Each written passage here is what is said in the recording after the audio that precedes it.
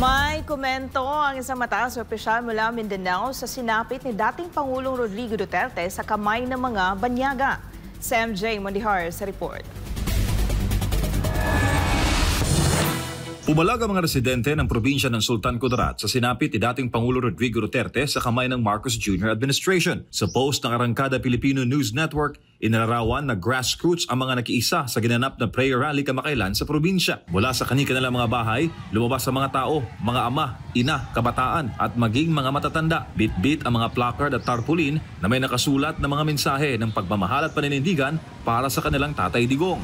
Nakadetine ngayon sa International Criminal Court o ICC sa The Hague, Netherlands ang dating Philippine President dahil sa umunay mga paglabag habang ipinatutupad noon ang kanyang anti-drug campaign. Kampanyang suportado ng mayoriya ng Pilipino kahit tapos na ang Duterte administration. Ang iba't ibang prayer rally at motorcade sa buong Pilipinas, kasama na ang sa Sultan Kudarat, ay mga aksyon ng pagkwestiyon sa due process ng agarang pagkakadala sa dating Pangulo sa kamay ng mga dayuhan. Lalo pat hindi ito dumaan sa lokal na korte sa Pilipinas para ipagtanggol ang sarili. Komento dyan ng Governor ng Sultan Kudarat.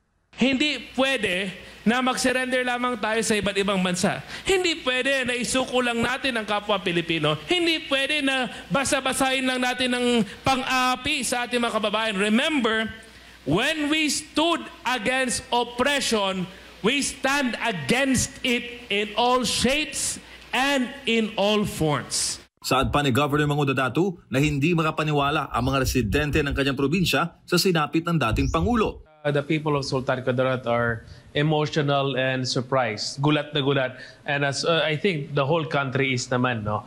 And I really do hope that there will be better and brighter days for our Philippines, kasi whether we like it or not, talagang it's something surprising for everyone.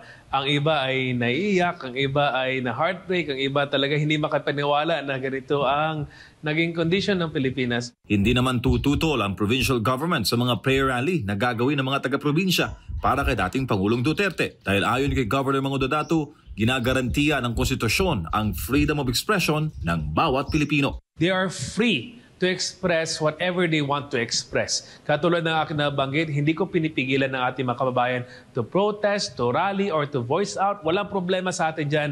Go ahead. We are even happy and we are even honored na nakikita natin na ating mga kababayan ay empowered. It is their right, it is their exercise na ipakita nila ang freedom of expression nila, ipakita nila kung anong gusto nilang direksyon ng ating bansa. And as a governor, hindi ko po pipigilan ng ating mga kababayan. Para sa Diyos at sa Pilipinas kung mahal, MJ Mondiha, SM9 News.